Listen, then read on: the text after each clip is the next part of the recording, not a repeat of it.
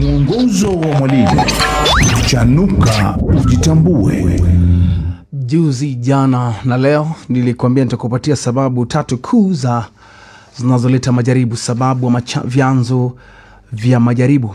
Vyanzo vya majaribu, nikakwambia shetani ni chanzo cha majaribu, Mungu pia ni chanzo cha majaribu. Jana tukaona namna anavyomjaribu Ibrahimu. Lazima uelewe Mungu anaweza akakupima imani yako sawa tu na mwalimu anakupa mtihani wa darasa la kwanza kuona kama unaweza kuvuka kwa darasa la pili au wa darasa la 6, aone kama unaweza kuvuka darasa la 7. Mungu ni vivyo hivyo, atakujaribu aone kama unaweza kuvuka. Lakini Mungu tofauti na shetani, Mungu anakujaribu ili aweze kukupandisha kiwango. Shetani analenga kuangusha imani yako kabisa, haiwezekana umsahau Mungu. Chanzo cha 3 ninachokupatia leo, chanzo kingine cha jaribu ni tamaa. Chanzo kingine cha jaribu ni tamaa. Chanzo kingine cha jaribu ni tamaa. Tusome Yakobo sura ya kwanza mstari wa 13 na mstari wa 14. Yakobo sura ya kwanza mstari wa 13 na 14. Yakobo sura ya kwanza. Yakobo sura ya kwanza mstari wa 13 na mstari wa 14. Biblia inasema hivi: mtu ajaribiwapo asiseme ninajaribiwa na Mungu, maana Mungu hawezi kujaribiwa na maovu, wala yeye mwenyewe hamjaribu mtu. Lakini kila mmoja hujaribiwa na tamaa yake mwenyewe, huku akivutwa na kudanganywa.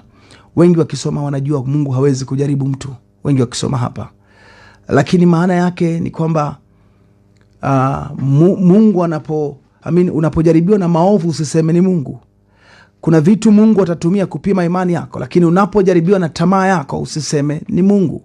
Tamaa ni mahitaji unayokuwa nayo nje ya mapenzi ya Mungu. Hili jaribu si rahisi na linaweza kukukwamisha kwa sababu uko duniani. Tamaa ni mahitaji ulionayo wewe nje ya mapenzi ya Mungu.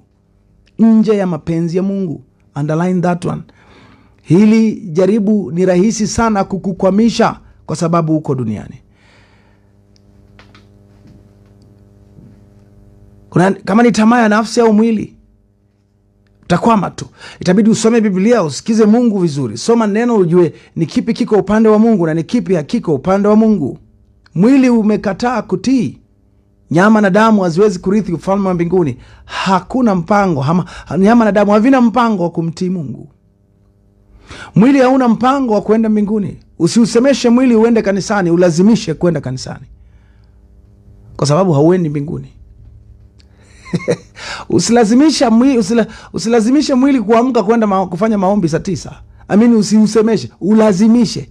Mwambie huna budi, tunaenda kuomba, kwa sababu utakukwamisha tu. Ukiamka ukilalamika kwamba nisikia nimechoka, ambia mwili wewe upende usipende tunaenda. Usiusemeshe. Usisemeshe mwili tufunge kwa kuomba. Uambie mwili leo hatuli, leo hatunywi hadi kesho jioni. Usitafute msaada mahali uweze kupata msaada wa Mungu. Tuulazimishe mwili kwa hekima ya kibiblia. Watu waone mwili unakubali kila kitu, lakini kumbe umebanwa huu mwili, umeulazimisha. Tamaa pia ni lengo lake ni kupima imani yako. Imani huja kwa kusikia huja kwa neno la Kristo, lakini tamaa inakuja kuzima hivi vyote. Chanzo kingine cha jaribu ni tamaa. Sijui ni kipi unatamani sana. Shetani anapenda sana kwa kile ambacho unatamani kufanya shortcut, hata usingoje wakati wa Mungu. Atakileta haraka kwa upesi sana. Maovu yako yakikutumbukiza usiseme ni Mungu. Ndio maana huu mstari unasema Mungu ajaribu mtu, atakujaribu kwa mapenzi yake, kwa kusudi lake. Lakini usije ukaona tamaa iliyokukamata ikakukamata hii ikakuingiza kwenye jaribu, alafu unasema ni Mungu aliyekuweka pale.